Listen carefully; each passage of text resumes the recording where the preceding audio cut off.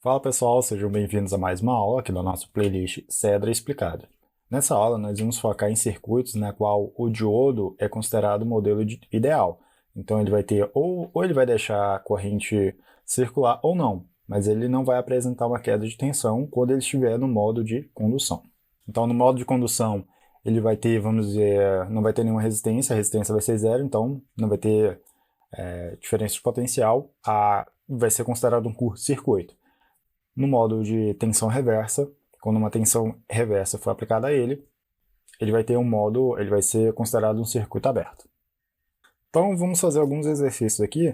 Nosso objetivo é determinar a tensão, diferença de potencial aqui, aqui e aqui, e também considerar vamos dizer, a corrente que circula pelo diodo, qual é o seu valor.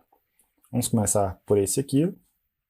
Nesse caso, 5 volts aqui ele está conectado ao terra. Então, desse modo, a diferença de potencial dele favorece o sentido direto, o sentido de condução.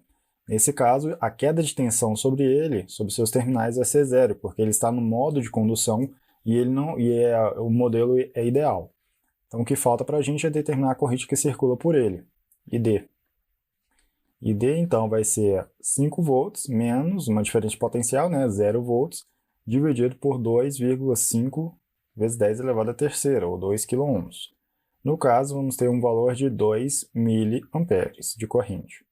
Então, nesse modo aqui, que a tensão é zero, ou a diferença de potencial aqui nos seus terminais é zero, enquanto que a corrente é de 2 miliamperes.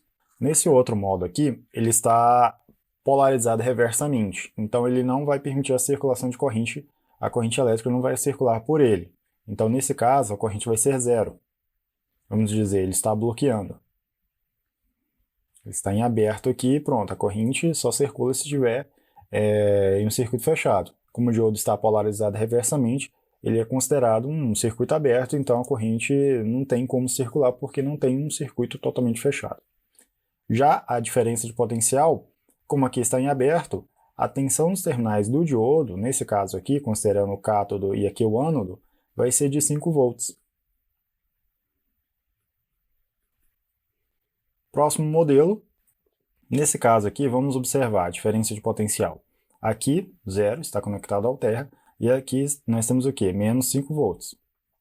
Então, a diferença de potencial, se eu pegar ali 0 menos 5, que aqui é a tensão menos 5, nós vamos chegar ao valor de 5 volts, como queda de tensão, observando essa polaridade aqui. Estamos conmutindo, ponto de prova aqui, querendo saber o valor da tensão nesses terminais. No caso da corrente elétrica, aqui é menos 5 e aqui é 0 volts. Tecnicamente, o potencial maior é aplicado sobre o terminal cátodo em relação ao ânodo.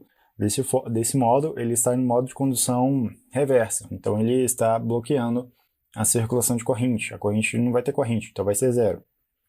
ID igual a zero. Quarta situação, agora ele está, vamos ver aqui é zero e aqui é menos 5. Como aqui tem um potencial maior do que esse e a polarização está ânodo-cátodo, ou o ânodo tem um potencial maior do que o terminal cátodo, então ele está em modo de condução. Então a tensão vai ser igual a zero. A corrente, ID, vai ser o quê?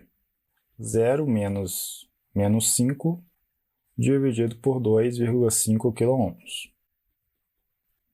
Novamente, ID vai ser igual a 2 miliamperes. Bom, de modo geral, aqui considerando o circuito ideal, né, e diodo também no modelo ideal, nós vamos ter a diferença de potencial aqui determinado pela tensão maior menos a tensão menor. Então, V vai ser o quê? 3 menos 0, que aqui é o terra, né? Então, vai ser 3 volts de queda de tensão. Enquanto que a corrente vai seguir o mesmo princípio, ID, 3 dividido por 1 kΩ. 3 miliamperes.